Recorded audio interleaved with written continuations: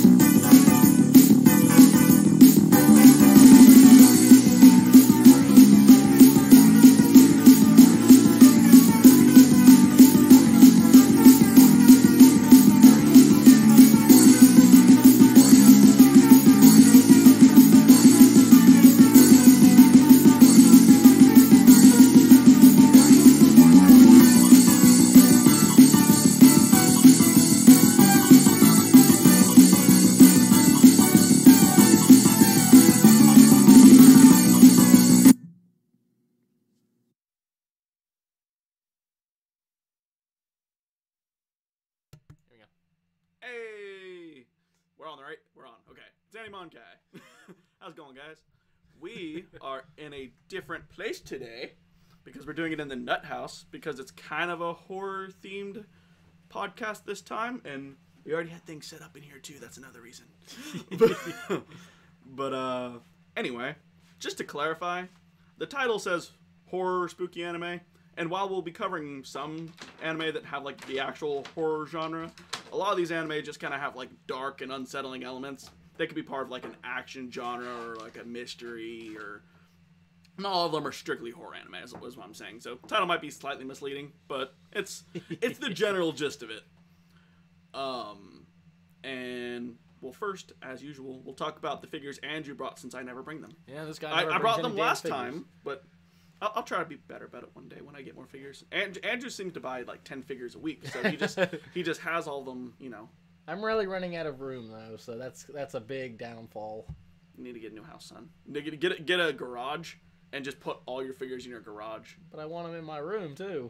Oh, what's that story, bro? I know. I can't win. How you gonna do this? I don't know. I'll figure something out.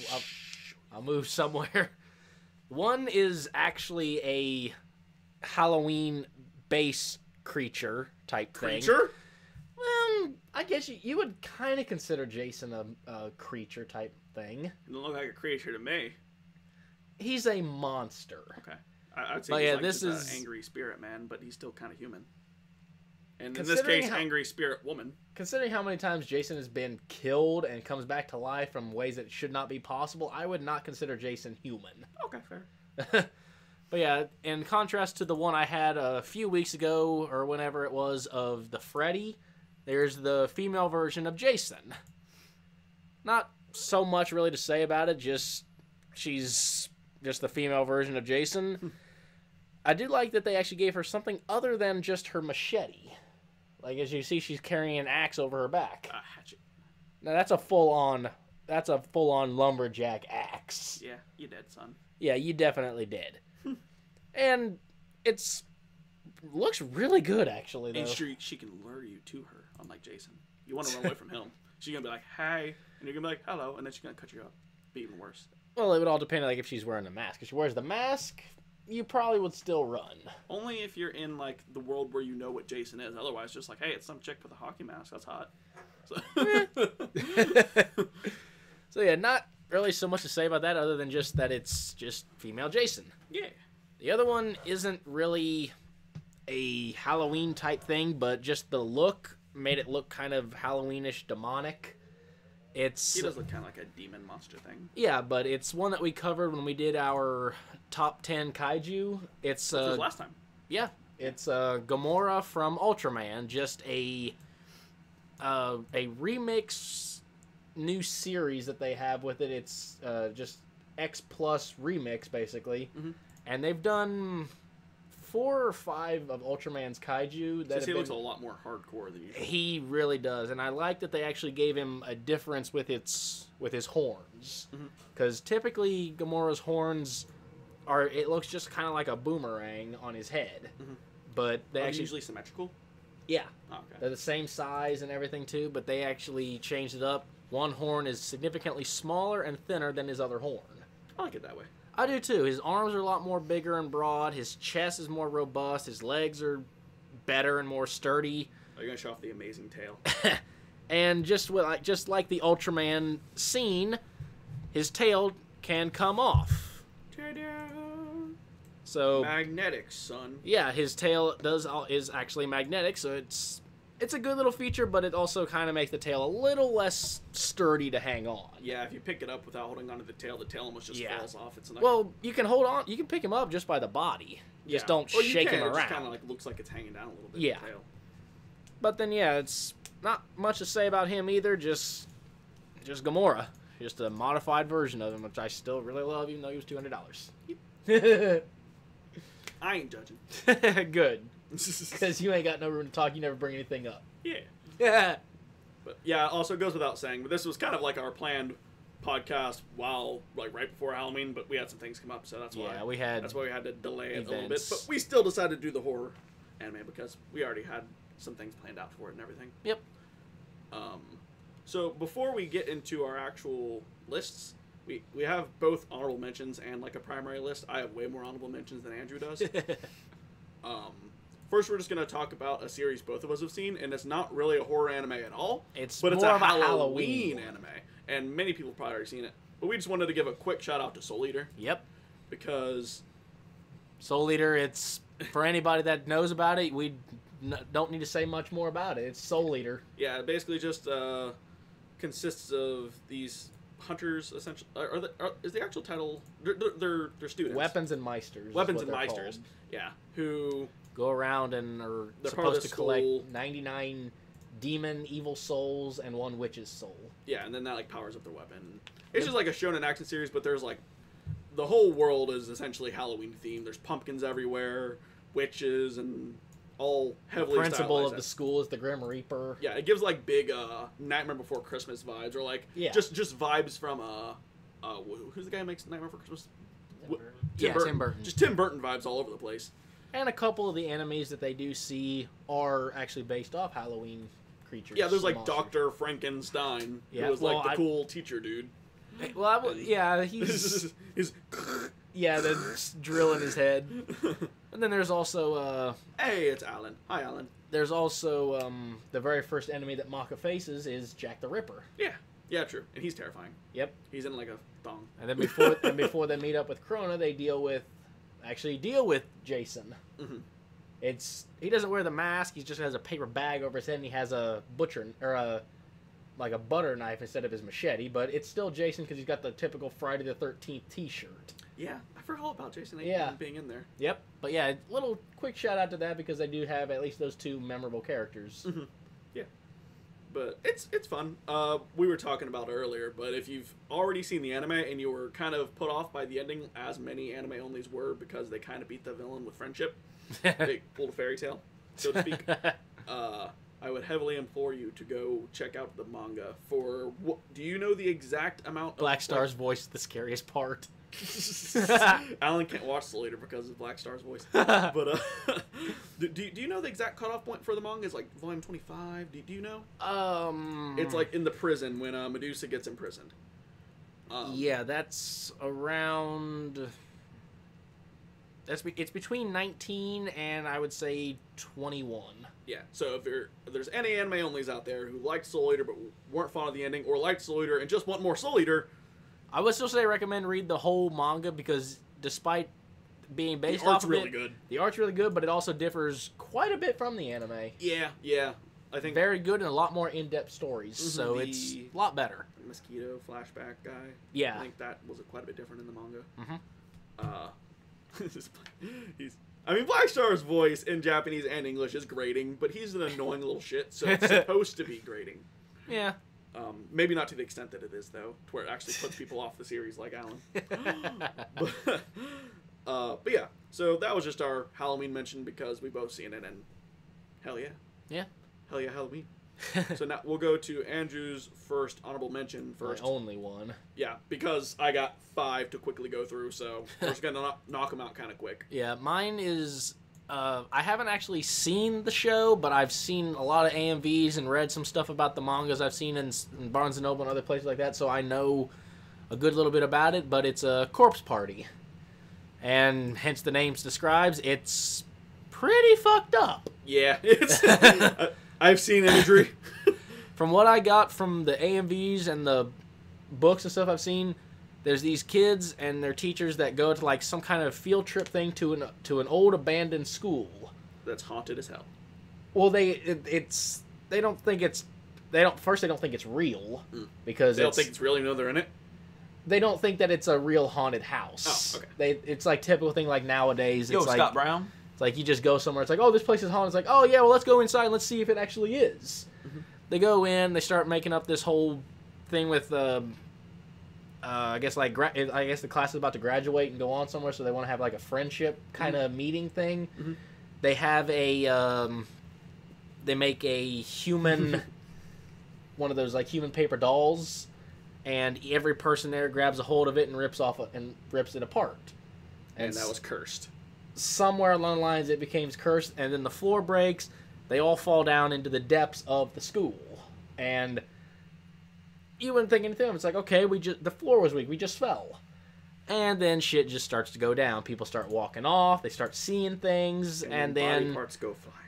No, that's actually not the thing. A lot of the stuff that happens is like, yeah, it shows in this picture here that there's obviously some ghosts and spirits there. And in that picture there, they're ripping that girl's intestines apart. That's sad, man. It is. But Poor girl. Lot of the killing in the show happens from the other students killing each other. From being possessed or losing their minds. Well, once again, you haven't seen it, but... Yeah, from what I get, that's what I'm thinking, but yeah, I don't really know exactly why they're killing each other, other than some of them look like they've completely lost it.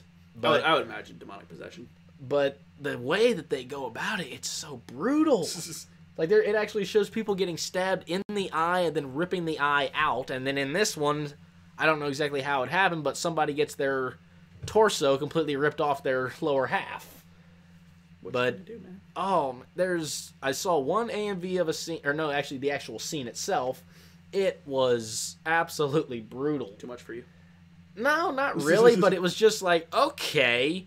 You just see two just ghosts. One of them is missing the whole top half of her head, and she's still laughing and joking around with the others. One of them's a living girl. They both grab her by her legs, drag her out through the hall. Her face is already grinding on the floor to begin with, so it's already getting bloodied up from that. The teacher runs out to the hall to see. Next thing you know, there's nothing but a blood splat on the wall where her body just like I don't know if it was just smashed against or just like tried to get yanked through the solid wall, but there's innards and everything is just like dripping down the wall. So yeah. Oh, it was mostly just like seems like it's mostly scary just from like a gore and yeah, like I don't know the whole point. Like I said, I haven't seen it, so I don't know the whole purpose of why everything is happening. From what I do know of one thing, it's like the school was apparently some kind of almost like an experimental house type thing where they were being tortured and experimented on, so they're restless spirit type things. And one of them seems to be leading every other one, and it's I think they call it the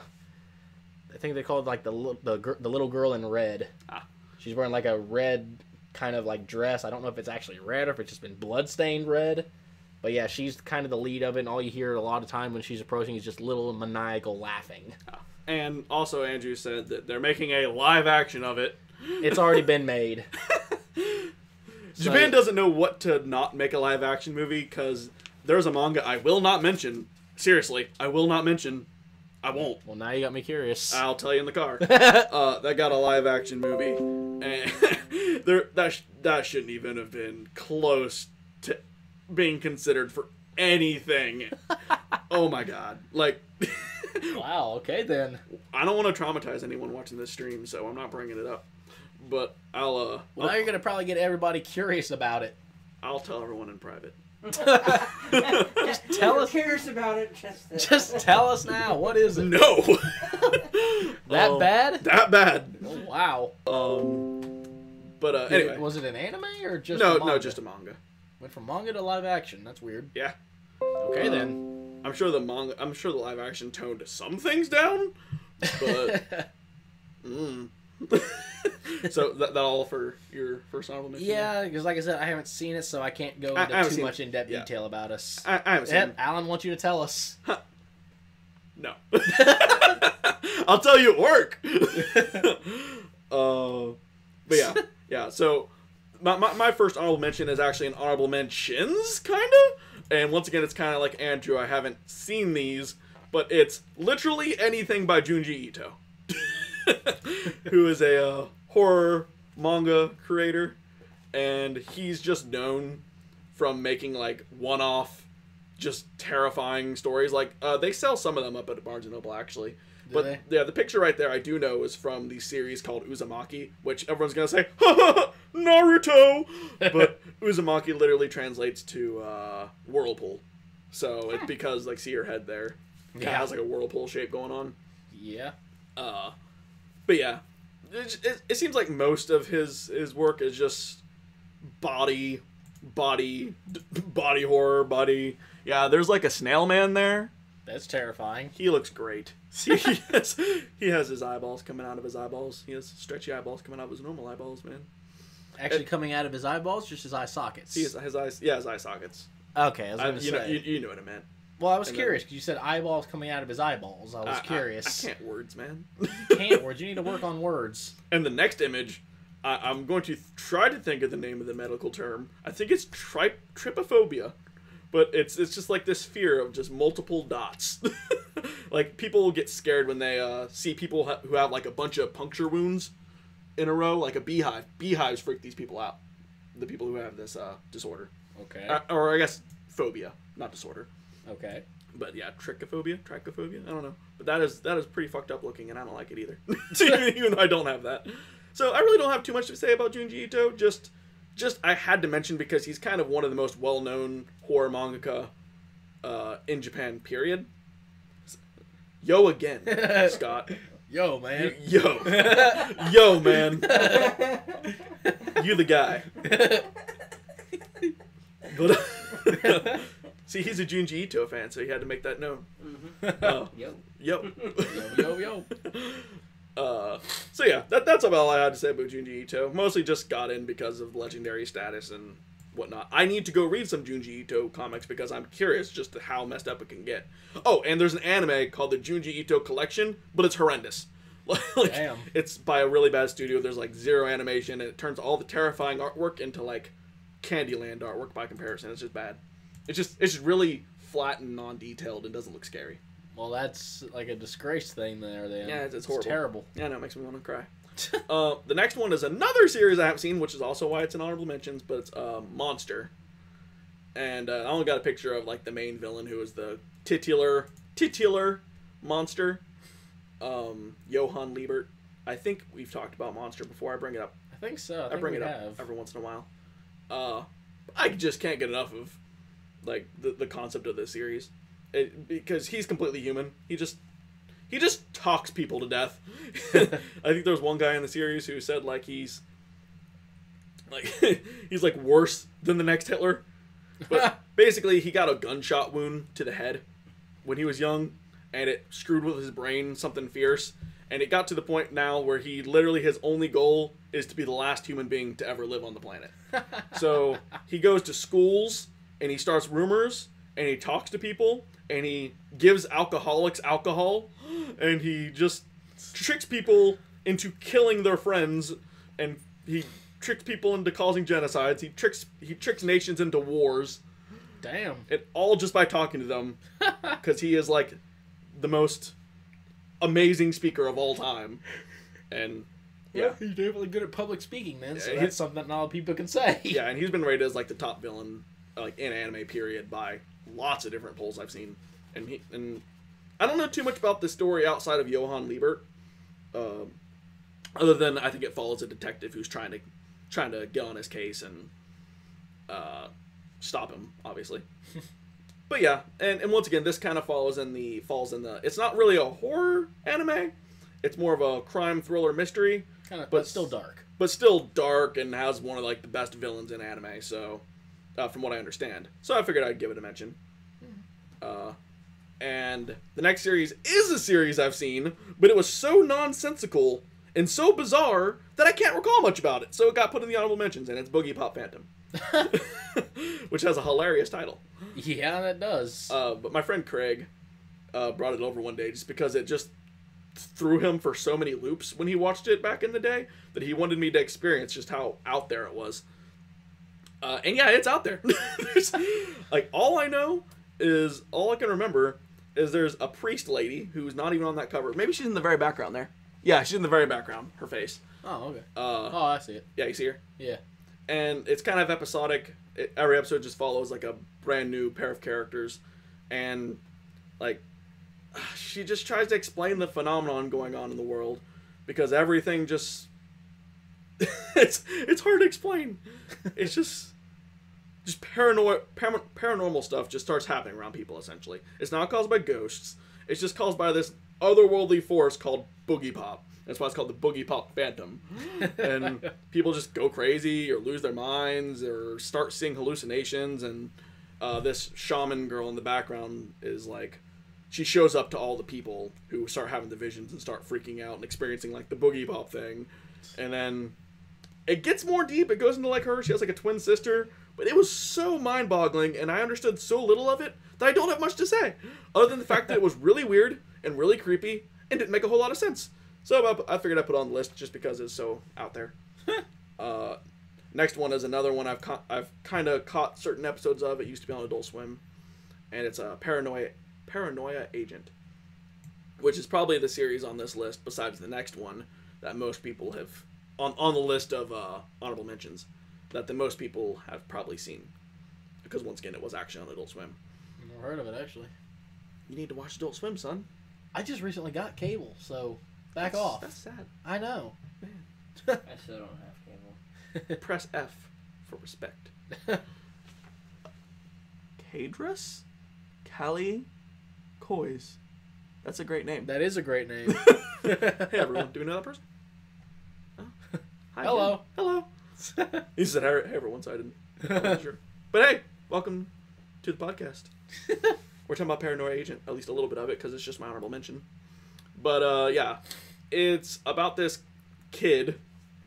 He's kind of like a spirit. Can you ring me?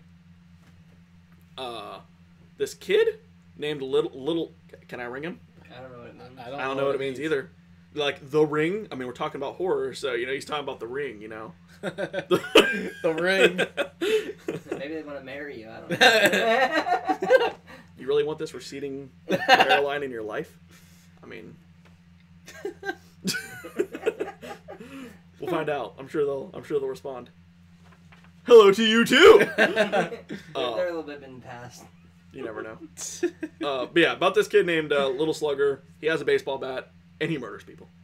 Simple? Straight to the point? Straight I like to the point. Yeah. People begin going crazy. They get paranoid because this little slugger... It's kind of like Boogie Pop. Like the Boogie Pop phenomenon. But this is the Little Slugger phenomenon. And people are like, we saw Little Slugger. Did you see Little Slugger? Nothing new. He was yawning. I was like, what are you looking at? I meant calling. We don't know your number, bro. Yeah. Or sis. What?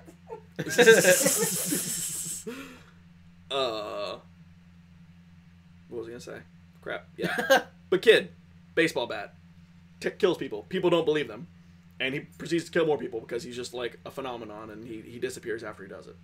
Well, yeah, because I mean, you see a little kid walking around with a baseball, you're not gonna think like, oh man, that kid's a serial killer. And he always has this crazy. Are you guys? No, sir. No, we are not. No, we are not. Alan, are you listening to this? This is what we get. This is what we get. This is what we get. I'm sorry. I'm not. Keep going. You're fine. I don't like Norma anymore. Yeah, I'm about done with that one. Okay. And the next one is the one that does not look like a horror series at all, as pointed out by Andrew, the cameraman guy. What the heck? And it's Madoka Magica. Oh. Yeah. I'm actually surprised that's an honorable mention for you. I didn't want to put it as part of the main, just because. You should mention it every time. I do Not every time, but he mentions it quite often. That's why I didn't want to Put you on the spend. spot like that. I didn't want to spend too much time talking about it, but I've talked about it so much at this point. And Andrew still doesn't understand that it's a horrific series. I've talked about it so I've much. seen it. I know about it. No, that Andrew. Oh, okay. I need to go watch it. Yes, you do. Only reason I brought it up, I'm entertained. As you should be. Magical girls and a little crazy cat thing. Yeah, little demonic crazy cat man. Cheers! Cheers! Cheers! This podcast has already went off the rails and we haven't even got to the main we freaking haven't even got to our main things yet. There's a cat. Its name's Cube. It petitions girls to become magical girls. Apparently it's fucking Satan. What they don't understand is that when they choose to become a magical girl, it creates a soul gem, which sounds nice and dandy, right? Like Sailor Moon, they get soul crystals and then they can turn into Sailor Moon, right? And then they get to fight these fucked up looking... What are they, ghosts?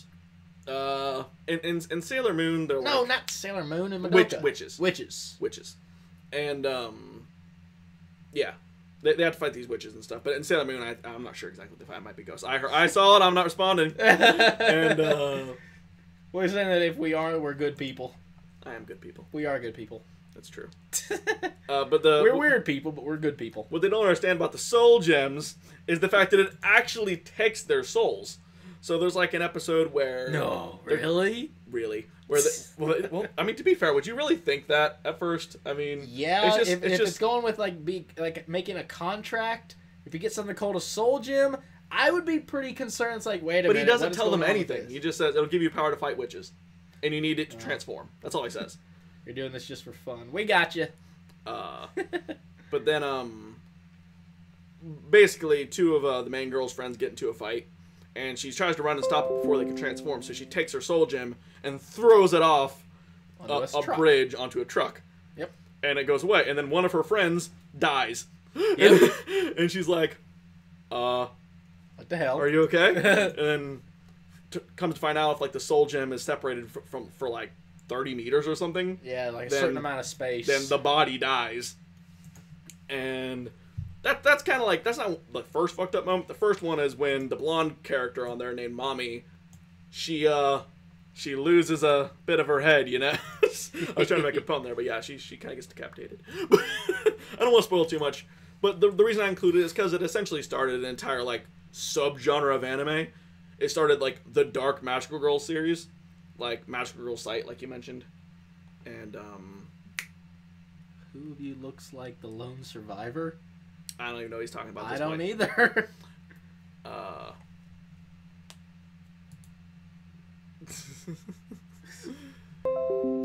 Yeah, we'll just go ahead and go to the main ones now because I'm losing my train of thought. So there's that's the end of the honorable mentions.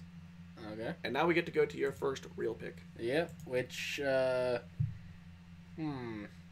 guess we'll just go with the one I only have the least amount of pictures for. Yeah, and also we're not really doing this particularly in order. Like Yeah. the last one we talked about isn't necessarily going to be like the scariest does. But I kind of put it in a little bit of that order, but it's mostly just 5 horror anime, not top 5 for us. Yeah, I didn't really do. I just made mine just picked 5 of them. But yeah, mine first one will be Shiki. Okay. And for people that don't really know, I mean, I know my picture kind of sucks, but it's just the main cover of the series. But it takes place in like a small town, like just middle of nowhere. It's population like maybe, I don't know, like maybe 1,000 people. Not a very big town at all. Mm-hmm. But then middle of the night, there's this big mansion on the house, and then apparently it gets bought. So then the movers come, and it's middle of the night. You're like, okay, there's nothing wrong with this. It's like, why is this apparently a scary show? Mm-hmm. And then one of the girls there is, she's so sick of the small town. She wants out of this town. So she goes up to the house and tries to see if she can talk to the people and learn more about the outside world. And then the next day, she gets very, very sick. She's straight up Ariel from The Little Mermaid. She just No. wants to see the outside world, man. Well, it's like I don't really know if that's the whole thing of it, but then yeah, she just gets sick, and every day she just gets sicker and sicker and weaker. It's like, well, what's going on here? What is with this person, or what's wrong with her? And I should have picked up on it real quick, but I didn't think anything of it. But there was a couple of punctures on her arm. I'm like, okay, what's that got to do with anything? Was she injected with poison or something? Mm-hmm. but then as it like I think it's like 2 or 3 days later or something, she dies. Mhm. It's like, okay, I thought you just killed off the main character, but She ain't gonna stay dead. no, she doesn't. But like it turns out the main character is actually like the guy that she had a massive crush on. And then Wait, the main character? Yeah. So she's not the main character. No, even though she looked like the main character. Yeah. First. Oh, that's Because interesting. like for the first episode, so it focused entirely on her. I was like, okay, like, whoa, okay, switching around here. Mhm. But then no, it turns out that he's the main character, and then things start happening around his place at night. Like he keeps seeing images of her out in the woods and all that kind of stuff. It's like, okay, this is kind of getting horrific here. Mhm. And then one of them, she's under his bed and just like crawls out like all zombie. Hello. Yeah, pretty much. That's exactly what it is. She's like, her head's all tilted and cocked up, and she like lifts up. Her head never comes up. It's just leaning up and everything, and then it's just weird. Her eyes are pitch black. She has then just like a red pupil shows up, but then she's just gone. Just Which like, is all I've seen of the series. Really, I've seen like a little A and B thing with her creepy eye. yeah, it's creepy, but the whole show is just so messed up. And then after a little while, you start getting it's like, okay, wait a minute here. It's apparently shiki is another term, I guess, somewhere in Japan of another term for vampire. Okay. So it's a vampire series. But until you found out that that's actually what it was, I was actually kind of scared for that series. Like, what the fuck is happening Well, here? the punctures would kind of indicate the. But typically punctures are usually around the neck or somewhere on that, not middle, like right on the vein of the forearm. So Wherever you're like, you can get the most blood, man. typically that's the neck. Yeah. But I didn't think anything of it. But then after all that stuff's happening, the whole town slowly starts dying, but not dying. Yeah. The vampires are taking over the town. I think I've also seen like a death compilation of that series too. Cause Yeah, the deaths in there are like there's a crazy. teacher, like Yep, the classroom one where he just like goes crazy. But yeah. what I find more terrifying about that series than the fact that it's the way the people are dying is what happens when the town is when the crazy like doctor of the town starts becoming obsessed with discovering what is going on. Mhm. And when he finally does, nobody's going to believe in that they're vampires Mhm. until like one instance happens with his I think it was his wife. She gets bit. And when she turns into a vampire and all that stuff, instead of trying to do all that, he starts experimenting of ways to kill, ways to torture, and all that. So he's spent hours doing all this stuff, cut her open, pulled out all of her insides, everything else. She heals up perfectly fine. It's like, what in the hell? Yeah, sounds pretty metal. But it's like then after that, it's the really it was what scared me more than the fact that the vampires is how it transcends to showing that how dark and twisted humanity's psyches and personalities can really be. Because they are killing friends and family, whether if they know they're humans or vampires or not. They're just killing anyone in sight. Is it just because they're just fearful of vampires, or? Yeah, but I just thought that it brought out human nature. Mhm. That it's like humans might act like that we're the top of the food chain, but when something that we don't understand shows up, we drop down to talk about healthy marriage. Yeah, but he finally does kill her, but after 2 or 3 days of just downright torture. Don't get too spoilery yet. No, but yeah, just the Sounds human interesting, nature, it was just terrifying of how they all go about it. And the little girl on there on the cover, she seemed like that she was the daughter of this family, but turns out she's the oldest vampire there. Like she's several thousand years old. Cool. But yeah, it's really hard to go in without giving so many spoilers about the series, and the deaths are brutal. They make you feel sorry for the vampires. Yeah, there's death compilations on YouTube if anyone's curious. Yeah. Which I want to check it out at some point. What's it? 12 episodes? 24? 25? I don't think it's 25. It might be like maybe 13 or something like that. But yeah, that's what I got for Shiki. So yeah, Shiki's fucked up. Yeah, sounds like it. I like it. And now for another series that just looks way too dang happy to be on this list, and that's School Live. What? Another pink hair protagonist? Is this all that Mark watches, you ask? Mostly. I came for the cute girls and stayed for the terror and horror. Which you did not know was even going to be. Actually, no. I had heard that this series was the talk of the town when it was airing weekly. Really? When it first started coming out on Crunchyroll. And people started making reviews. Jimmy's got reviews of it. Does he? Yeah. Oh, okay. The series really took people off guard, and it's great because the main character. It's been a bit. I don't remember the main character's name, but the pink-haired girl. Basically, it's her and her friends who you can see on the cover. They're going through their everyday school life, just doing the normal everyday routine. But if you pay attention, you can see that not all is well. Like, it's all happy-go-lucky, but you can tell some of the windows are broken, and you can tell like some of the school supplies are on the floor, and you can just see that things are like, why is this way? Like, I don't get it. And then they play it straight for 20 minutes. It's a 23-minute show, as all anime are. But they play it completely straight for 20 minutes. This is a school life series. You're watching it to see cute girls do cute things, and they have a dog, and it's an adorable dog. Aww. And but you only see like the friends interacting with one another. Like, there's people in the background and everything. There's other students sitting in the chairs. I can't remember if they showed a teacher or not. But there's other people, but they don't talk to them, and they look kind of like blank-faced. So the main girl is only talking to her friends. And this is only episode 1 spoilers. But finally, you get to the end of it, of episode 1, and then the pink-haired girl is sitting in one of the classrooms by herself, and she asks her friend who comes through the door, like, aren't you gonna come to class? Like, the bell's about to start. And she's like, oh, how could I forget? Let me go like get the stuff out of my locker or whatever. And she's like, okay. And then you see all the people. I think it just hard cuts. Like, there's like a weird transition, and it hard cuts, and all the windows are gone. All the students who were in there are gone. There's blood all over the walls, and everything's destroyed. And turns out the main character is a psychopath. And pink-haired chick's a psychopath? She's a psychopath. She doesn't. And there was a zombie apocalypse. Everyone else in the school is dead besides them. They've turned the school into like a fortress to fend off the zombies. And she has post-traumatic stress disorder to where her memory got wiped because she saw all of her friends die.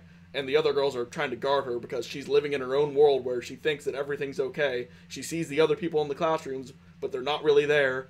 And okay, that is not at all what I envisioned for it when we talked about it before. Never heard anything about the zombie apocalypse. Yeah. God damn, that's like a High School of the Dead, but better. I don't know. High School of the Dead was pretty good. It's more serious. I should say that. Yeah, but yeah, the whole zombie apocalypse just seemed like just out of nowhere. It's they were having a good time, but they were all just pretending to get along and have a merry time, and all the other girls know that everyone's dead. They're all just trying to keep the illusion of keep her calm so you don't flip the fuck out. Actually, no. Yes, but what's really cool is there's even more to it than that, because the only reason they're so like adamant of making sure she's happy and everything is because she's the only one in the whole entire place that isn't like full of despair and sad. And they go like they plan school events. They do all these things just to make it appear like it's an actual school to her, and they have fun doing it. It's the only way they can cope with everyone being dead is by pretty much indulging in her fantasy and letting her live this lie just so they themselves can feel better. Then where's the whole psychopathic thing come in? Psychopath is in she's detached from reality. Oh, not that she's like a psychopathic killer? No, she's not a killer, but she's out of her mind. She doesn't know what's going on. Okay. But they're kind of using her, but they're still helping her, but they're doing it for themselves too. So, but they're all friends. So it's a really psychological kind of series. And to add on top of this, what also makes it cool is it does something with zombies that I have not seen done in many other things.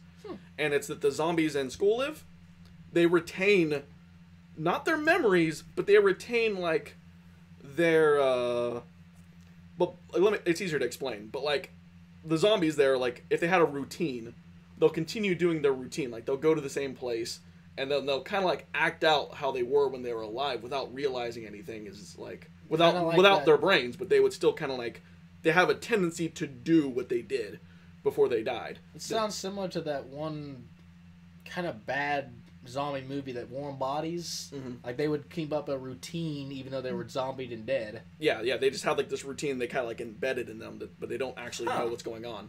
That's interesting. Yeah. So it's pretty good. It's really good. I'll have to see if I can find it. Yeah. It's not what you'd expect based on that picture, right? Right? Yeah. It's all happy and go lucky. And there's a lot of sad scenes, man. I cried in that series like twice.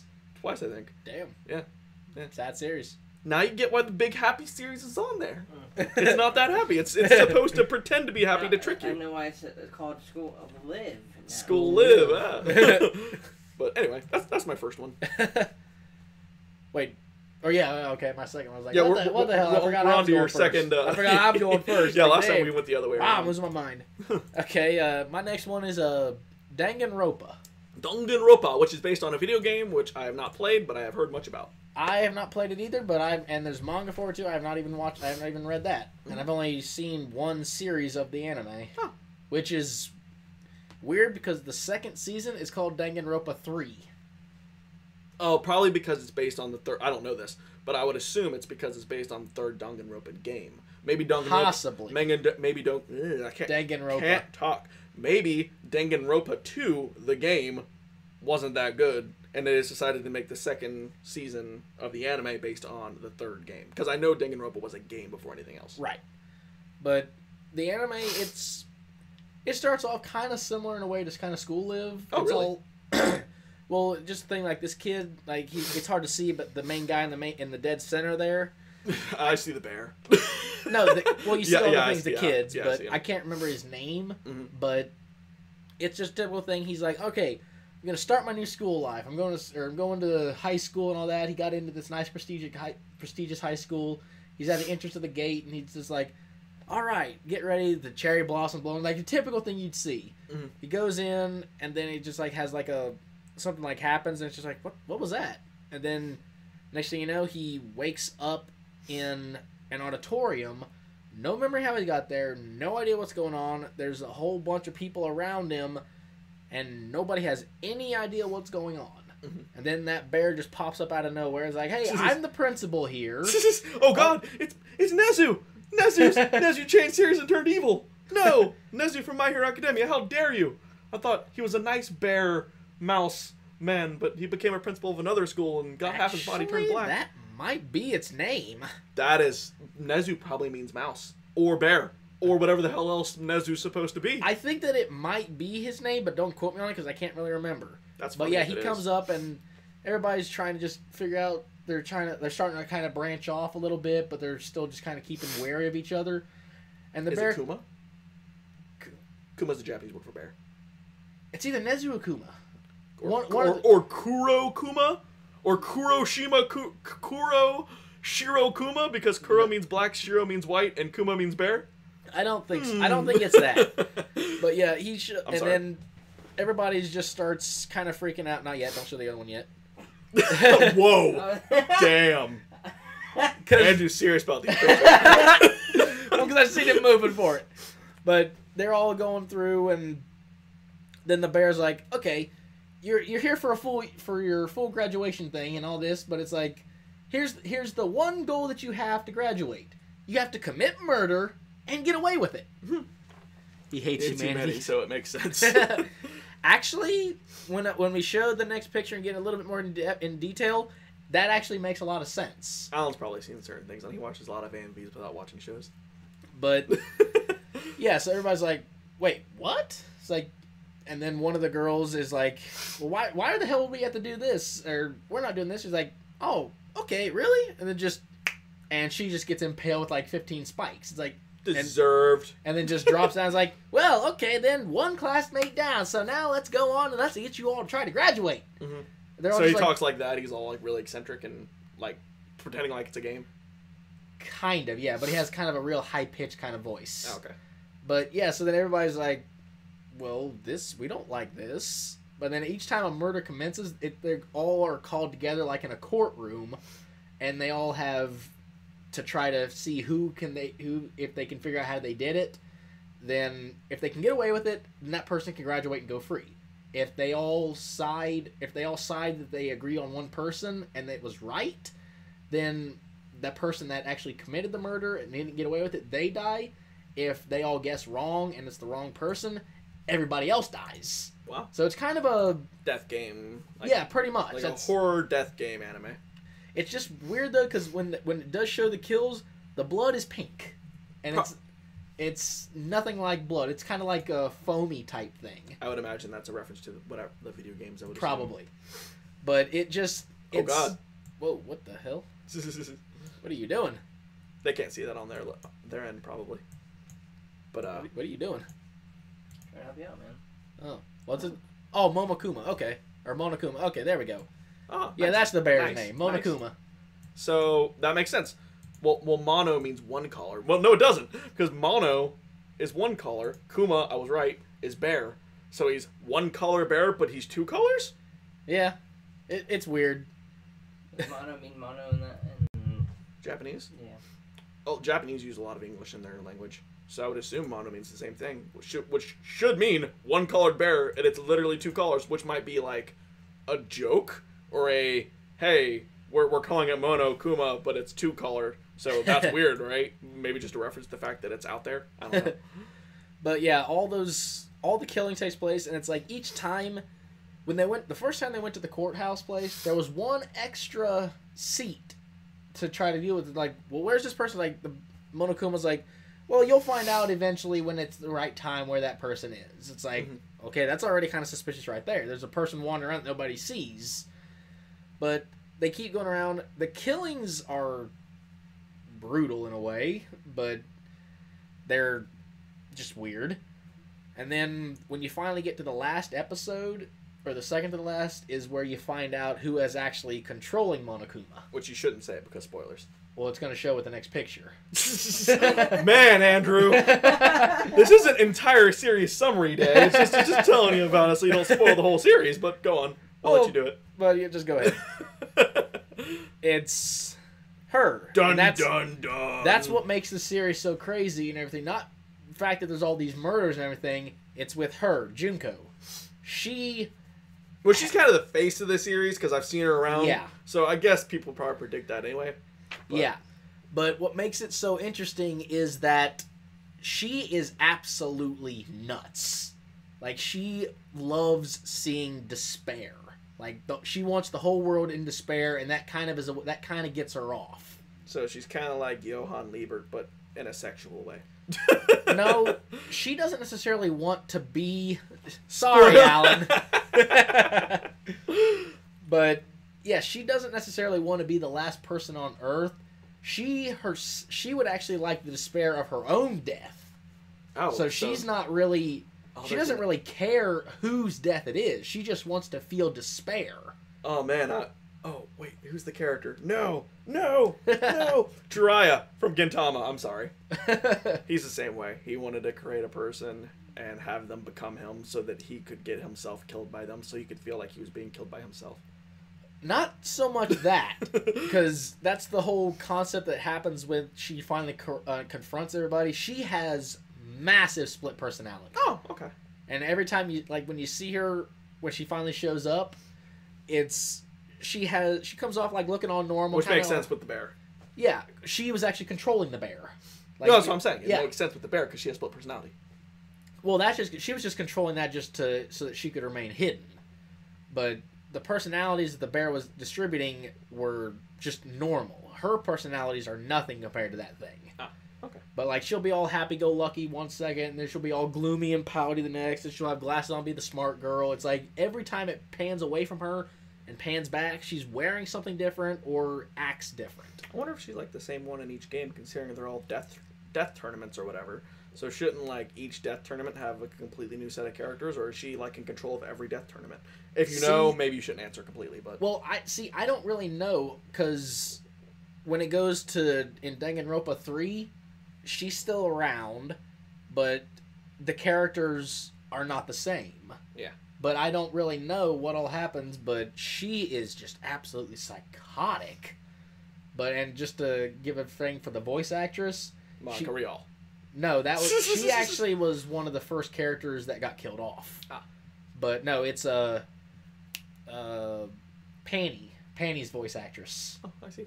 Yeah, and her voice acting is really well done, and so she fits the role perfectly. But yeah, there's that for Danganronpa. Okay. So my next series is a series that Andrew also just finished, and it's one of the few on here that we've both actually seen all the way through. Although I'm further in the manga. It's Made in Abyss. I need to stop prefacing what I'm gonna say so much. Like I build it up too much. It's crazy. And this is the last series on the list that looks more innocent than it is. The lead character don't have pink hair, man. Yeah, where's my pink hair? Did Mitty's friend or did Mitty have pink hair? She had red hair. She had a red hair. She's not a main character though. Sad story, man. Okay, so this is definitely on the end of. It's not technically a horror anime, but it's got a lot of horrific elements. So I wanted to put it on the list, and it was pretty unsettling in a lot of parts for me. It's anyway, kind of a bit of a mindfuck kind of show. it's like a mindfuck survival, really depressing, and then like really messed up world. Yeah. Kind of like it's technically genre wise, it's like an adventure. Yeah, adventure. But it's like drama. a horror adventure. Yeah. But anyway, just to give a quick summary of like what it's about. Basically, there's this giant hole called the Abyss.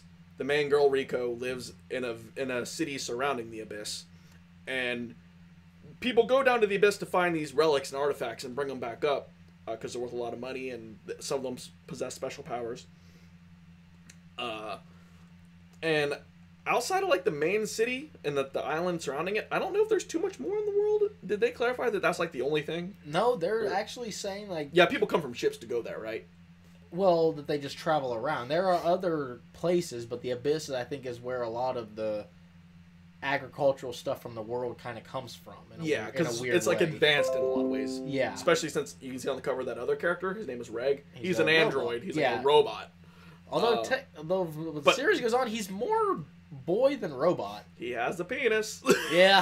They mentioned that several times. And it works, He apparently. has a working penis. But as far as you can Make tell... a lot of jokes about it. The only thing that you can really tell that's robotic about him are his arms. Yeah, otherwise he looks pretty normal. Yeah. Which they can stretch out, I think it said 40 meters. Mm-hmm. So that's a pretty good stretch. Yeah. Not much of a stretch there.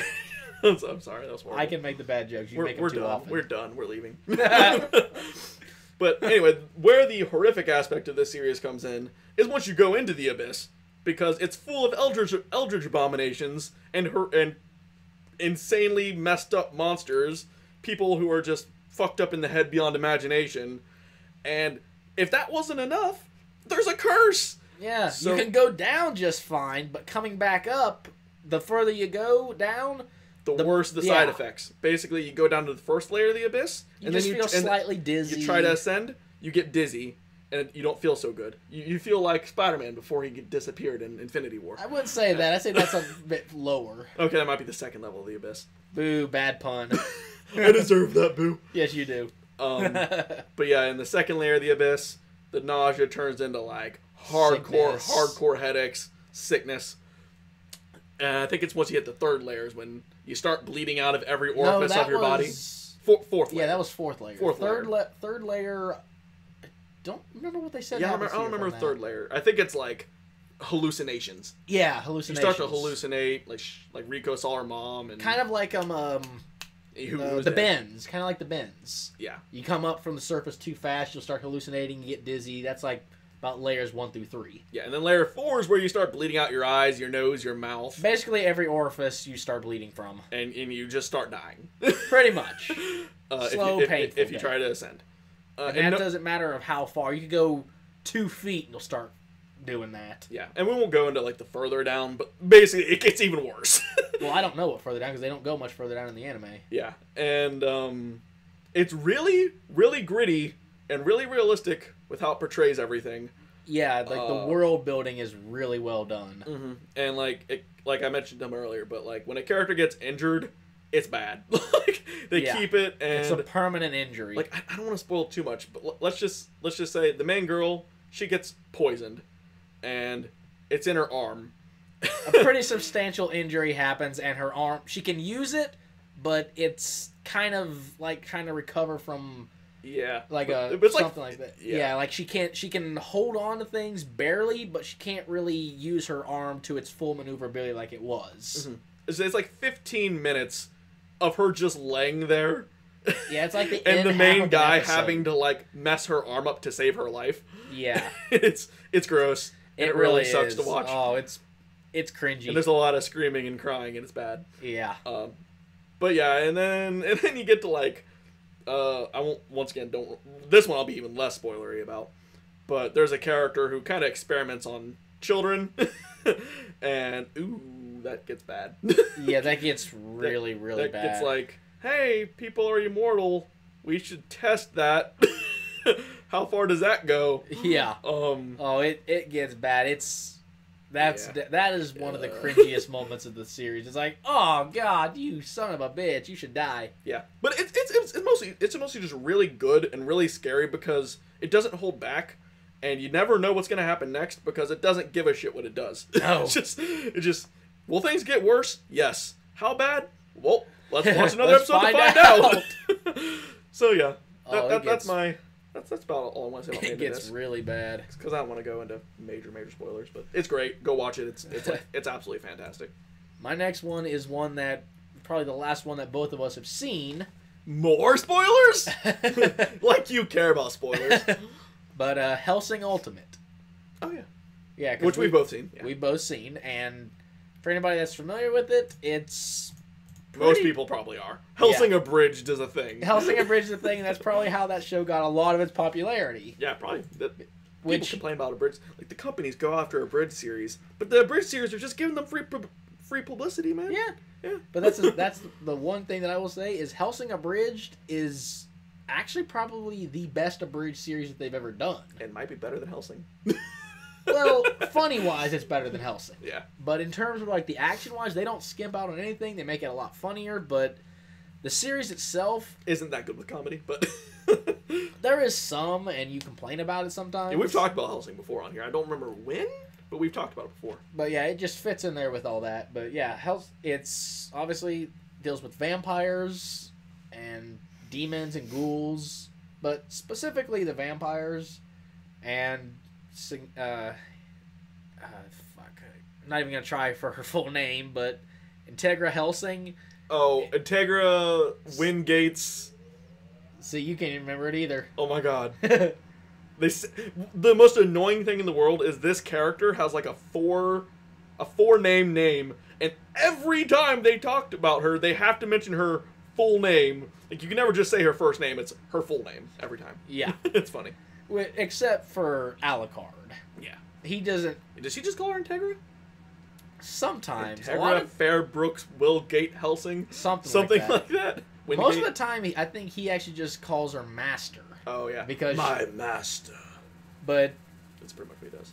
well, yeah, it makes sense. And then he ended up getting a servant of his own. Yeah. Saris Victoria. That's a much easier name. Yes. But yeah, all the killing is brutal. The storyline is dark. Yeah, especially, don't say what it is, but especially the backstory of the girl you just mentioned. Saris? Yeah, Saris' backstory. Yeah, which... That was rough. Her backstory kind of leads to the question Yeah, of I'm how sorry. the fuck is she alive? Her backstory lends to gives you the question of, why is that guy still alive? No, Seriously, the guy... they should have went after that guy and killed him. They did. No, they didn't. He just got away. No, I think they ended up going after him, and I think they got him, but it's mainly the question of what he did of how she's still alive. She was hiding in the closet, and his friend stopped him. Remember, she did take a buckshot to the gut. Oh, yeah, he did shoot That's her. what I mean. Like, how did she survive that? Point blank range, too. Dude had bad aim. It was dead center, and he had the barrel right to her chest. I don't know, man. He's insane. He was doing the bad stuff. He was high off that. Whatever. Anyway, she gets better, and then Alucard turns into a vampire. Mm-hmm. Which the series, it's kind of is a good thing on that because she doesn't go full vampire. Yeah, but she gets crazy. When she does go full vampire, she gets crazy. Yeah, there's actually two Hellsing series. There's Hellsing, and then there's Hellsing Ultimate. Hellsing Ultimate is the actual manga follower. Yeah, and the only thing I like more, aside music, I like the music of the first series more. The only thing I like more about the first series is the fact that they go a little more in depth into and why can I never remember her name? Saris's vampirization. Like in Ultimate, after she turns into a vampire, she's freaking out, like, and going killing and whatnot without any kind of second thought after episode like 2 or 3. And in the original Hellsing, she has much more of a character arc. Like she has a lot more resistance to becoming a vampire. In the Yeah, original but she Hellsing. never actually goes full vampire in actual Hellsing. Not physically, but mentally. She goes full vampire pretty quick mentally in Hellsing Ultimate. She's laughing and killing and shooting people like crazy. Like She was lost in the effects of vampirism.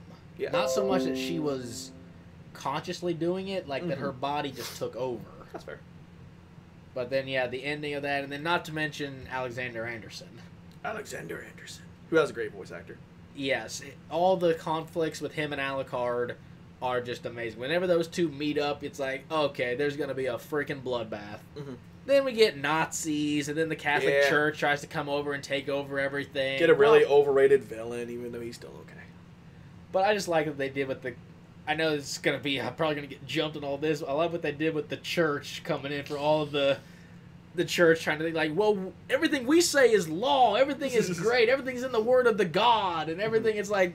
I mean, that was okay. like the time period, though. It was like Victorian Yeah, England. I understand that, but they went really over the top with it. Yeah, I would say like Hellsing's like... It's more like dark and bloody and intense more than it is scary. Because it's like... yeah, it's more of a gore. Yeah, it's like more of a blood, gore, and I guess Ceres's backstory is like the most fucked up thing. But Alucard's backstory was kind of fucked up about him being a kid that got raped for 10 years. I forgot about that part. Yeah, he got raped for 10 years as a kid before he finally made a deal with the devil. Yeah, but the Ceres thing was like on screen. It kind of showed Alucard's scene too. Did it? Yeah. Uh-huh. And it was a huge fucking fat guy too. Hey, we're gonna be talking about that same thing later. Fat dudes banging people. Why do they do that? I don't Whatever. know. They were high. He was a high-ranking person, so that's why. No. Poor Alucard. Yeah. Yeah. That explains why he's so fucked up. Alucard's also the most OP thing in existence. So. Yeah, you can't take him down. Yeah. But yeah. Yeah, there we go. Hellsing. Hellsing. Here's the series I've watched most recently, and it's called Mononoke. I actually just watched this series because of this. I'm like, I need more horror anime to talk about. So I've heard a lot of good things about Mononoke. Let's check it out. So I did that. And it's pretty good. It's pretty good. As Andrew would say, it's pretty good. Pretty good. It's pretty good. It's pretty good. Pretty good. Essentially, that guy, his name is just the medicine seller. He just goes by medicine seller. The Japanese name for that is like Karuniuni or something like that. So I like don't when know. people refer to him online, they're like, it's Karuniuni, which literally just translates to medicine seller. So his name is medicine seller. And it's semi-episodic, and what by that I mean it's like 12 episodes long, and there's 2 episode arcs and 3 episode arcs. And then throughout different time periods too. Mostly just the final arc takes place like later than the other ones. But this guy just travels the lands in search of demons essentially, and he's kind of an exorcist. Huh. And he goes to various people who are having infestations of demons and tries to obviously exorcise them. But what makes it interesting is the fact that he's not just like some OP exorcist. He doesn't just go there and beat the bad guys and then everything's all good. Help with what, brah? Finn tripod. Finn tripod needs help. Poor guy. I don't know. What do you need help with? Can we lend you a hand? You guys get so distracted by the comment. I'm We telling get you. distracted by anything. But what is he talking about? Diabetes. Yes, diabetes. We got diabetes. Oof. This is the strangest night for comments This is. we've had in a very long time. We had the podcast about the monsters last week, and everyone was all cooperative and talking about the monsters, but now people are like, horror anime. We need to talk about random stuff. Feels good to let go. Well, I'm glad you got it over with, man. But this medicine seller guy, and I'm not getting distracted this time. I'm gonna ignore the comments. We're just gonna talk about it. That ain't gonna happen. He's an exorcist, but he can't just perform his exorcisms because he needs 3 things. What does he need? He needs to have the truth, Okay. That's hard to come by. the reason, Also hard to come by. and the form. That seems impossible, but okay. He needs the truth, the reason, and the form of the entity in order to unsheath his sword, which is called just the sacred sword, and then he like takes him down. So they all kind of play out as like a mystery type deal. He'll just question all the people who are in the area, and they'll tell them like all the experiences they've had, and then he'll learn why the demon decided to do what it did, what it was originally, what caused it to turn into a demon in the first place. And it's really interesting because, especially from like a art style standpoint and whatnot, it's got like this old wood carving painting kind of design. It looks like the old Japanese wood paintings. And I said I wouldn't get distracted, but he just keeps going. I know. He just keeps going. I don't get that one. Another one? Another one bites the Another dust. Another one bites the dust because we're going to have to block a second person here in a second. It's probably the same guy with a different name. It probably is. Yeah, see you, man. It's all gone. Well, you're all gone. Bye. Jeez, Mark. Too bad, so sad. Yeah, Getting and the weirdos this I'm time. telling you, man, it's probably the same guy. It's in the winter time, man. Everybody's inside. Yeah, I guess so. People ain't got nothing better to do than watch 2 idiots talk about horror anime. Why not? Yeah, it's kind of hard to explain exactly what makes this like really good. It does like the normal horror things, just like I heard a noise. What's over there? But like the demons themselves have like really weird designs, and they're really weird curses, and it's just it's interesting. The final arc doesn't take place in old Japan like all the other arcs. It takes place like on a train in like modern England, but he's still around like doing his thing. Huh. So yeah, it's kind of hard to talk about the plot since it's kind of episodic. You just gotta explain just how it goes in general. I know this was like the worst explanation of a series of all time, but it's really hard to explain. It's really abstract and like. Well, honestly, a lot of these animes, they're hard to explain without giving away too much. Yeah, and then once again, like, there's so many plots or whatever Yeah. for this series that it's like I could talk about one plot. I guess I could talk about really quickly, like, the first plot. Basically, there's this prostitute girl. She runs into, like, an inn where he shows up, and they want to let her in because she says she's being chased by a bunch of men who, like, want to kill her because she was a prostitute, but she got pregnant with, like, this high official's baby. And they want it dead because she's not royalty or whatever. So she's like, please take me in, and they didn't want to at first, but they wind up doing it because she begs enough, and they only let her in because they have this room that no one ever stays in their inn because it's cursed. So they let her stay in the cursed room, and like there's this weird demon baby thing that is in the room, and that one was actually kind of emotional because, like, you come to find out that the reason that room's haunted by these demon baby things is because the prostitution, or like the inn, actually used to be like a whorehouse, and the whores there weren't allowed to have babies, so they had what do we call it? Abortions? Yeah, they had non-stop abortions there, and they hid all the babies' corpses in the walls of that room. So all the dead babies that were aborted before the place turned into an inn were like, please, like, have us. Please have us. Please, we just want to be born. And they're, like, going into, like, her womb and, like, trying to be born through her body. Oh, damn. And she's, like, screaming. And kind of fucked up. Yeah. And he's really messed up. Yeah, and he's... But it's kind of gets sad because, like, she's, like... She feels really terrible for all, like, the spirits of the babies. And she's like, I want to have them. Like, I want to have all my children, like... They weren't allowed to be born in the first place, so you like kind of like go into her mindscape and you see all the babies there and they're talking to her and she's like, "It's okay, you'll finally be able to be born," and he has to stop them or whatever from coming out because it would kill her. So yeah, it's pretty interesting. That's a little weird, but okay. Yeah, and each one focuses on a completely different kind of story, but it's good. It's good. Very horrific, very interesting, but good. Back to you. That's all I had to say about mine. Okay. Okay. It's hard to explain once again. My next one is Junie Tyson, actually. Junie Tyson, The the Zodiac Zodiac War. War. I know nothing about the series at all, other than the fact that I think it's also a death game.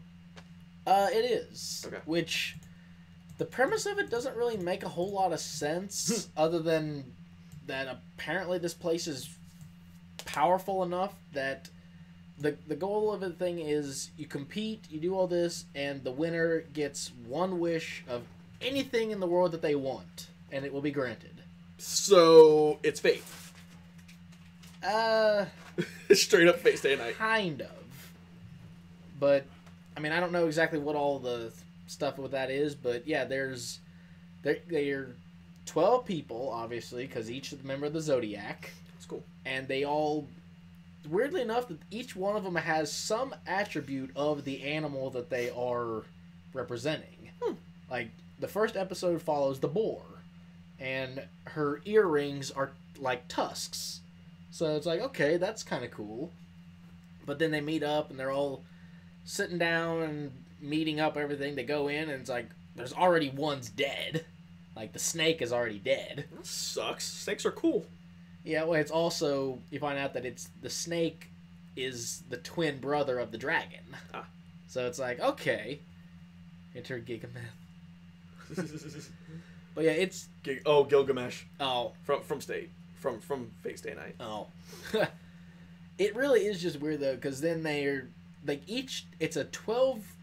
I think it's like every 12 years they have the event. I know, ironic, for the 12 members of the Zodiac. They need to keep this consistent, you know? They Well, have a theme they're going for. And each event is different. Like, the one was... I think one of the previous years you find out took place in space. This one, they actually rented out an entire city to have for this event. Mm-hmm. And the extra, I guess, requirement this year was there was a jewel in a cup. Everybody had to swallow it. They all did, and then they find out, like, yeah, you just swallowed poison. That will, and you have, I think, 24 hours to do this, the Junie Tyson, and then the winner will get the cure. Mm-hmm. And the way to prove that you're actually winning is to kill the other members and get the jewel by any means necessary, which typically would mean, gutting them and taking the jewel for themselves. And the jewels apparently are able to withstand anything. Like, if you want to blow people up, you're fine. You're fine. The gem will be perfectly intact. And it's like, that's basically is what's going around happening. Everybody's trying to fight and kill each other, although you don't, like, for the beginning, it's like, some of the characters you don't know where they all are until, like, the particular... They're kind of episodic in fact that they revolve around each character, but they still tie into the events of the story. Yeah, because it's a death game, so... Yeah. People have to die, like, almost every episode, I'm sure. Pretty much, like, the last introed character was Dragon, which each one of them have abilities, too. Like, they're not just people that are representative of the animal. They have abilities. The dragon, he can fly. Snake, I don't remember. Well, he died, so. Yeah, but Snake's weapon was he carried a container of liquid nitrogen. Snake carried a flamethrower. Ox, which was one everybody thought was going to win, is basically a kind of like a Russian matador type of person, but he uses a rapier. And Tiger, I think I told you about her. She uses the drunken fist fight style. Needs more representation, thank you, Dude, Junie Tyson. it was amazing seeing her fight like that. Boar, she fought with just machine guns, and one of her weapons is endless ammo, so she can fire endlessly. Chicken she's able to control birds and all that stuff, so can spy on, see through them, which was actually pretty interesting. Dog... Enhanced smelling in senses. Yes, but also able to kind of had like a venomous, poisonous bite. That it's like, do that and then they'll like Poison die dog. instantly. But also like the dog can like also control people and give them, like, I guess one of them was like a rage mode type thing where they get like their abilities get magnified to their full potential. It's like a rabies reference. Kind of. Monkey was kind of the peaceful one. She she was responsible for like ending like hundreds of wars around the world, and she was trying to like have to where the Tyson didn't have to anybody had to die. Sheep was a bomb specialist. Am I missing any? Rat Plague was disease. no, Rat was actually really fucked up. It's like he has something in him that allows him to visualize scenarios without them actually happening, but he envisions like 100 scenarios instantaneously of how events could play out.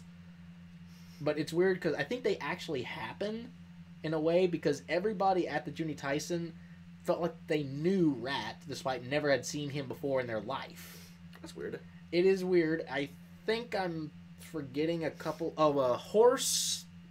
His body, basically all these experiments that he went on, his body was basically steel. Okay. Rabbit is pretty much the whole conflict of the damn series. He's a necromance. Oh. So obviously, hence by the name, he can use living corpses to fight for him. So it's like the rabbit and the rat like don't really make much thematic sense with their animals, but everything else seems to make sense. I guess you could say that the rat makes sense because they use rats in experiments. So Well, like that's rats have just to go his through different experiments. That was just his ability, and he can also scurry in and out of places that nobody would think of being able to go into, and Okay. he's lazy. okay. But the But the rabbit money. Rabbit was absolutely psychotic, and the way that he did the stuff is like he would kill the people and be like, "Now you're my friend." Like he just wanted friends, Even though he's fucked up. even though he's fucked up. And his if our guy will wake up, He's done. yeah, I think our camera guy's asleep. Camera guy is super tired. But well, next picture then. Oh yeah. Next picture actually shows Rabbit. Yeah, he's immensely fucked up. But yeah, and hence his getup, he kind of wears I don't even really know what to call it. He just wears kind of a Speedo with some straps around his shoulders, and he wears high heels. He's a male stripper. Kind of, in a way. At least the way he's dressed up. But Yeah, sounds cool though. oh, it's insanely crazy because that's eventually how things are going. He ends up turning the entire cast of the Juni Tyson into zombies to fight for him. So he's kind of like the equivalent to Monokuma. Just like the one behind everything. Pretty much, but it gets even... It's just so fucked up. I can't really say what happens with it, but like the final thing that they end up dealing with and fighting, oh my god, it is the most disturbing thing I think I've seen. I'll have to check that out too. Oh, it's really good, but yeah, it's, I probably don't want to know who wins the Juni Tyson, but because I won't say who it is, but when they decide on what their gift is or their one wish, it takes it's a whole episode about them deciding what they want their wish to be, and it's crazy, and just the wish it is, it's like. It seems so stupid, but when you actually go through the series, find out about the character, and then the events that led up to him choosing... Makes sense. It makes a lot more sense, but it's still just like, wow, man. I see. But yeah, there's Juni Tyson. Next one probably won't take too long because I've talked about it before on here. But it's Berserk. And if Alan's still watching, he'll probably be like, Berserk! You bring up Berserk about everything. That's why I'm not talking about it very long. You guys give me crap for bringing these up multiple times. Yeah. That or Gintama. I don't say anything about Gintama the whole time. Besides that one Jiraiya reference. It doesn't fit very well with this, but whatever. That's why I did All right, go! Everyone knows what Berserk is by this point because I talk about it all the time. But yeah, it's on the list because... Well, I also gave him some panels from the manga. But basically it is like the quintessential horror action manga out there. It's like the most popular, the most well-known. And it is straight horror action. Like there's no other things with it, with the genre. But follows Guts. He was like an orphan, and he got picked up by the Band of the Hawk, which was led by this guy named Griffith. And they went on nice adventures together until everyone knows this already, so it's not much of a spoiler. Griffith decides to become an evil god and sacrifices all of his friends, and they all die. And then Griffith becomes an evil god and then rapes Casca in front of him, and then Guts cuts his arm off. Berserker. That's from Berserk. That's from the Berserk outtakes, not Berserk abridged. And then, yeah, as I can see there, a bunch of crazy fucked up demons. Yeah, those are called the Apostles. Basically, after Guts' ordeal where Casca was raped into nonsensicalness, where she can't talk anymore, and Comatose. she had a demon baby, he got this thing called the brand on his neck, where I've talked about before, but demons. Berserker, wait. Yeah, Wait. from the from the outtakes. It's great. Would you wanna make Berserk? that's the outtake. But Jeez. yeah, essentially he hunts down these things called Apostles, which were once humans, but they've taken power from the God Hand, which are what his friend Griffith turned into. He's one of the God Hand. So he's just on this giant hunt to kill all the Apostles, take revenge on them, and try to attempt to give Casca, his previous girlfriend lady, her memories back.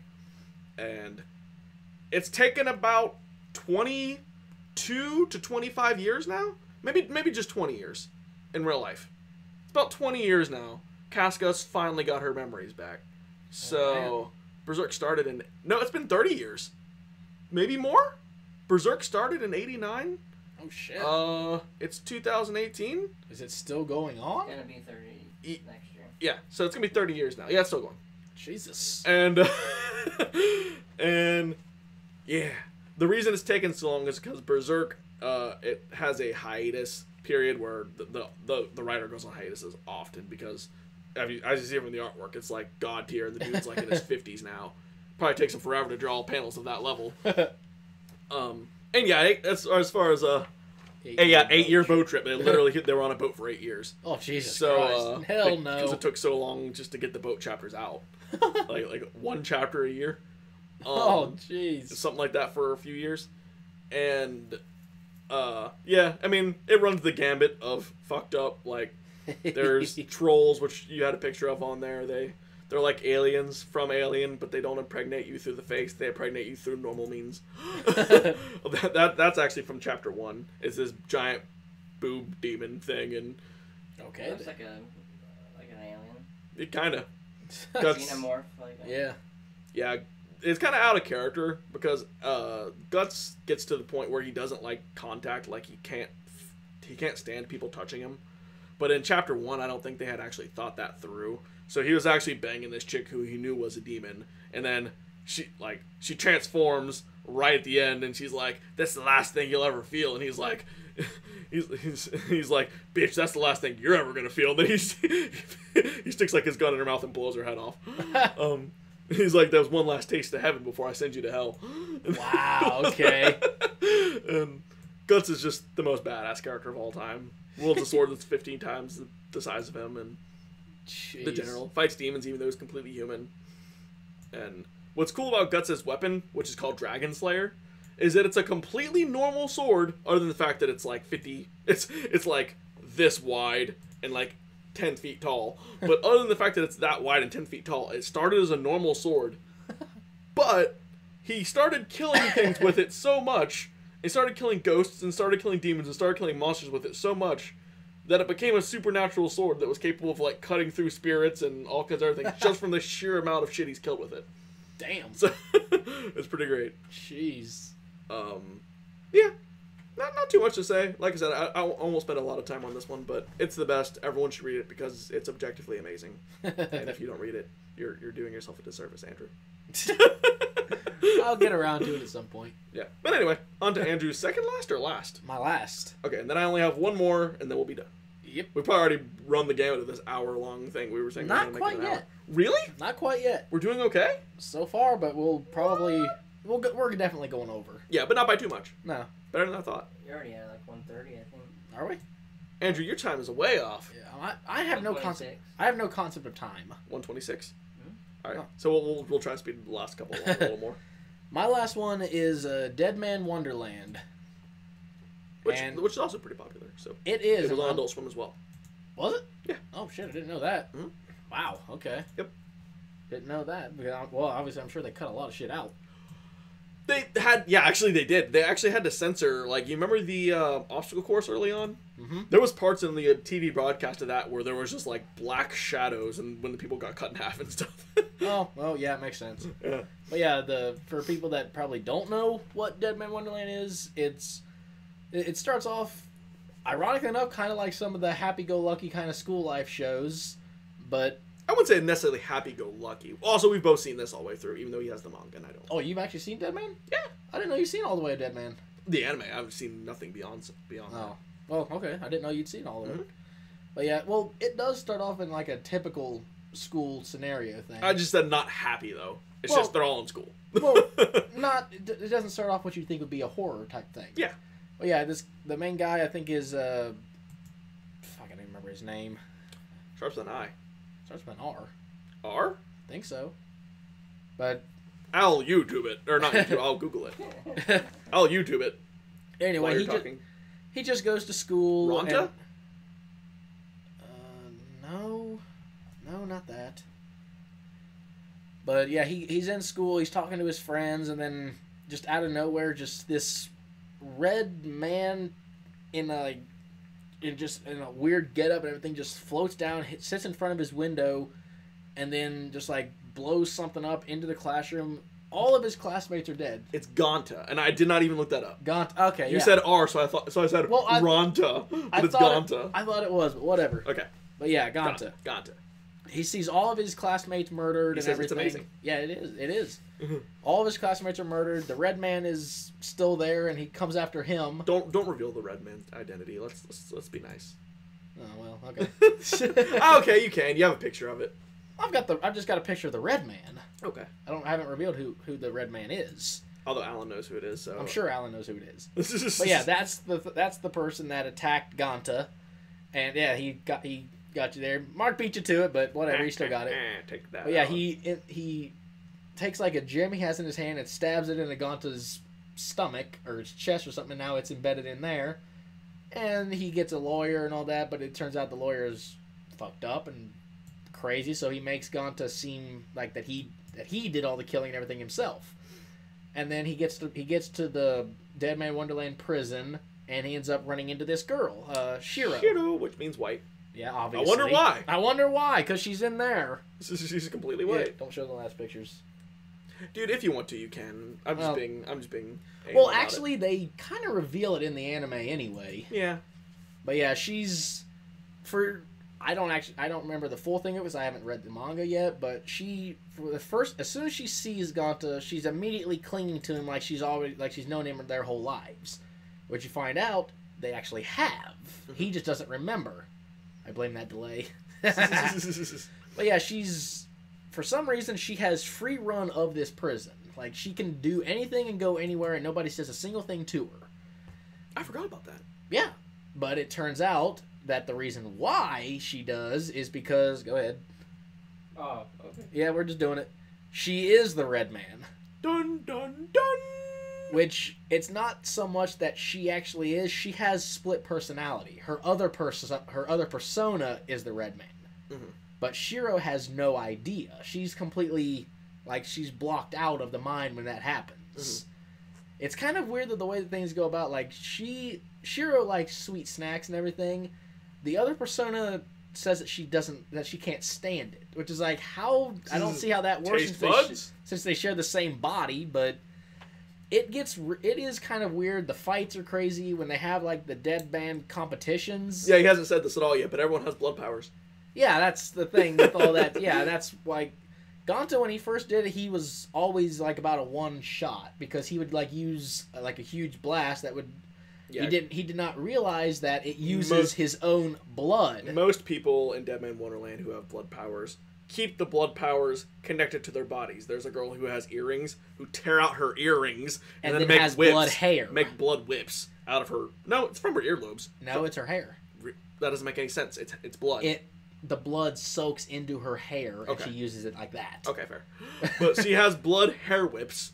There's a guy named Crow, and Alan's gonna say Crow's my favorite character. Who has arm blades that can extend. But Ganta has like a projectile cannon. It's a gun, but it's his own blood. Yeah, so when he uses... It doesn't come back. No, I mean, he can use small blasts, and that's okay, because a human body can stand to lose a large amount of blood, and you're okay. Mm-hmm. But he was notorious for using a single large shot. Yeah. And it would, like, make him KO because he could only use it once, because he'd, like, lose almost, like, 2/3 of his blood. Mm-hmm. But then, yeah, it's just a really crazy show with all that. I need to start reading the manga. I let a buddy of mine read it, and I think he was saying... You need to let me borrow it, even though I already have your Assassination Classrooms. But I've seen all that, so that's why I don't have as much read motivation. it, though. It's different. I will. But apparently, my buddy was saying that Volume 9 out of the 13 is his favorite one. It's, like, the best action, the best detail, everything. Cool. So I'm curious about all that. But, yeah. Apparently, Crow also... Something about him, he does not like women or just cannot stand them touching him for some reason. Because when Shiro starts fighting him, obviously she's not doing much. She's just kind of just slap happy punching him, and he's just like freaking out. Not to mention also the way she's dressed. But yeah, it was just weird. Yeah. Also, one other thing about Deadman Wonderland, it's like rigged tournaments in this prison because like the prison's actually like. It's kind of like, and there's like a death obstacle course. They basically torture the inmates and try to experiment on them and stuff. Yep. But they run battle tournaments. You don't have to kill your opponent, but well, those are the public view. There's private ones where they pair off two people against each other. Yeah, but you don't have to kill your opponent. But what gentleman to a fault. Yeah. But what's interesting is when you lose, you lose a body part. You lose a body part. There's a roulette wheel. They spin it. That has different body parts on it. And when Crow lost an eye, he lost his eye. And then I think later he loses something else. Like he loses twice. No, as far as we know, at least from fighting Ganta, he only lost once. Okay.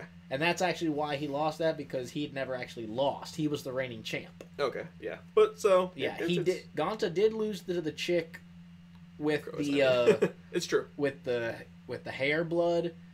Or Ganta didn't lose, she lost to him, but Ganta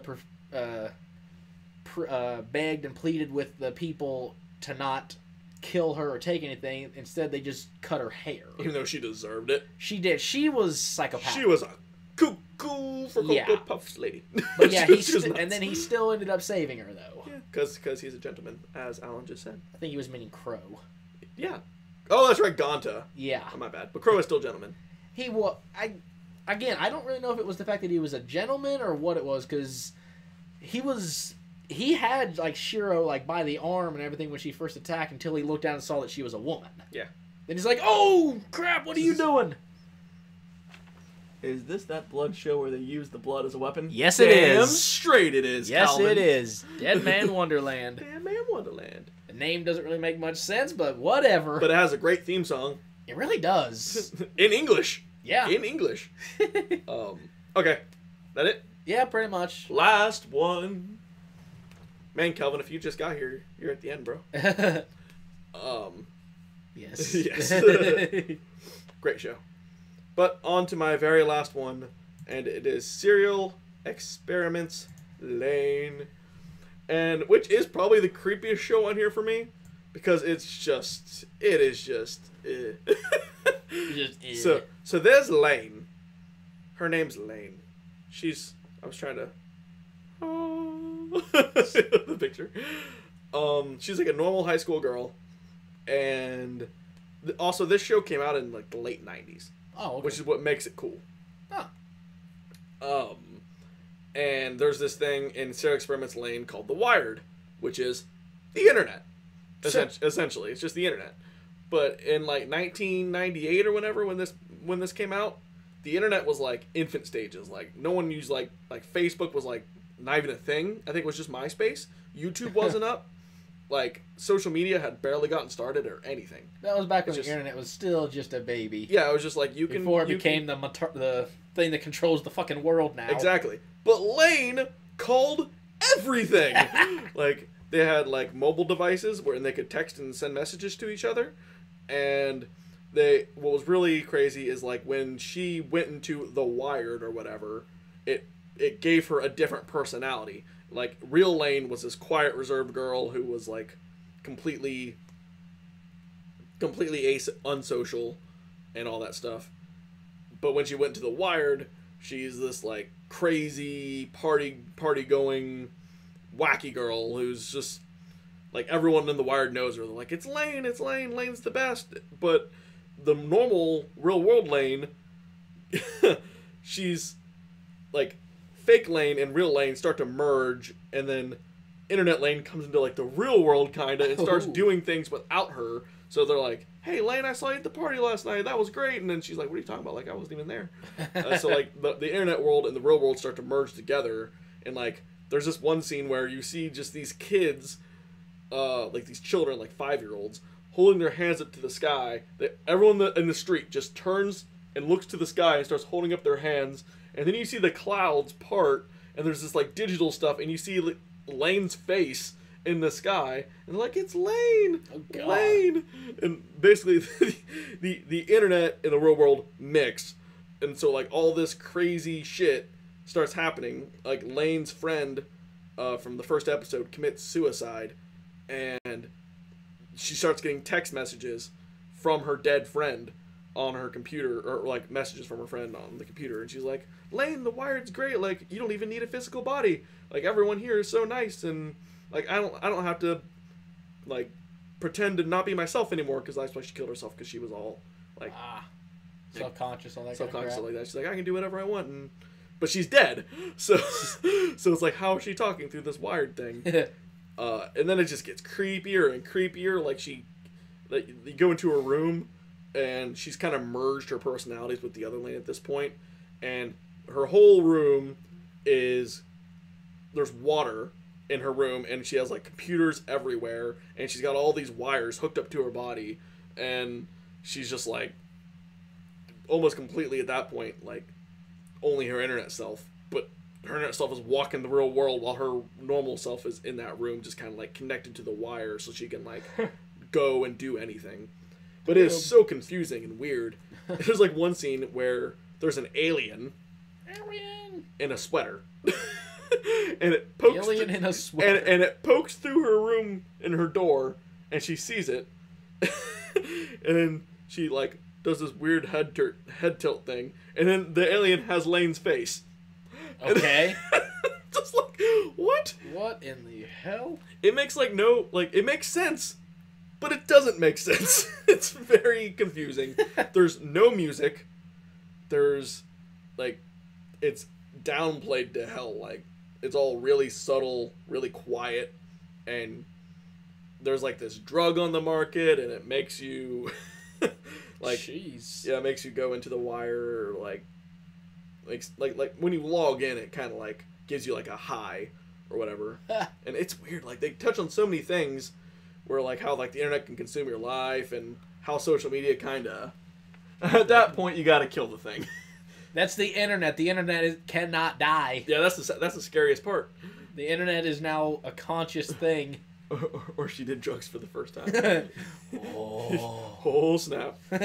Oh dude, like it's really hard to explain. I know I'm not doing a great job of it, but it's kind of like Boogie Pop, like where it's just abstract and odd, and you just have to watch it and try to figure out what it's about yourself. It's just really crazy how it called so many future things. Like, it's straight up 2018 internet predicted in a 1998 show. Damn. And yeah, they even had like technology that mimics like today's technology that wasn't even close to being out yet then. So I'm like, how did you do that? And how is all this so accurate when they had no precedence for why things would get that crazy? I guess the people were time travelers, man. They just knew.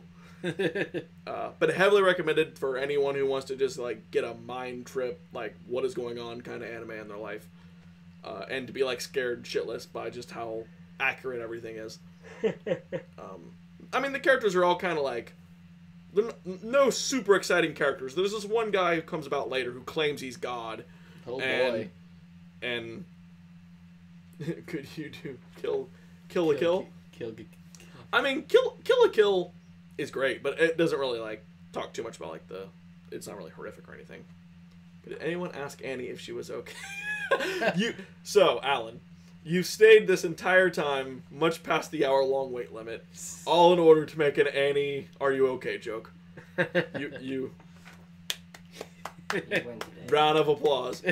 See, no one here gets the reference, but I'll explain it. Alan has had that song stuck in his head for like the past 3 days at work, and he'll just like burst out singing it. Nowhere. He's like, I'm gonna mention Smooth Criminal on your podcast. And I'm like, okay, you do that. But he didn't do it at the beginning. He waited till the very end, so he could have the closing lines of asking Annie if she was okay. Good on you, man. Ryuko, are you okay? Satsuki, are you okay? We'll talk. I mean, I think we've talked about Kill la Kill a little before, but maybe on another podcast when it's more about the topic at hand. Yeah. Like, both of us have seen and very much enjoyed Kill la Kill, and we're disappointed by Darling in the Franxx not living up to Kill la Kill or Gurren Lagann. Yeah. And if you are a Kill la Kill fan and you have not seen Gurren Lagann, go do that because it's like as good if not better.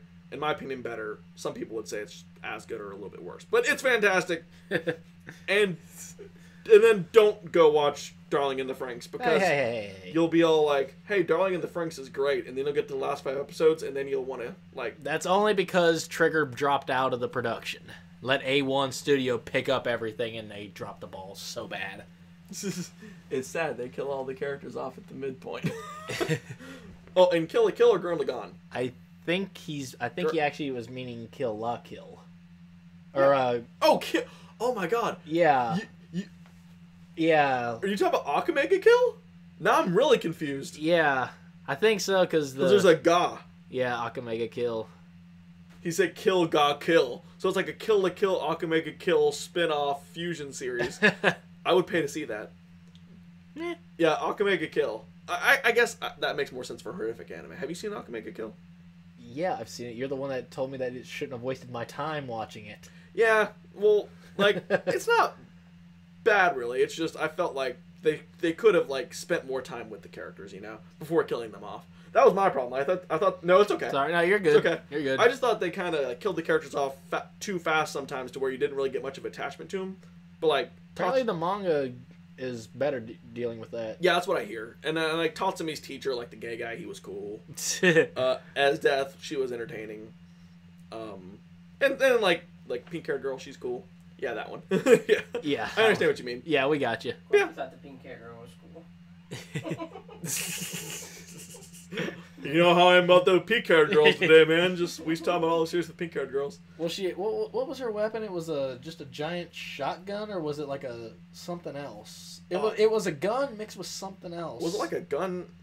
I was gonna say gun instrument, but that's the pink-haired girl from Kill la Kill. Yeah.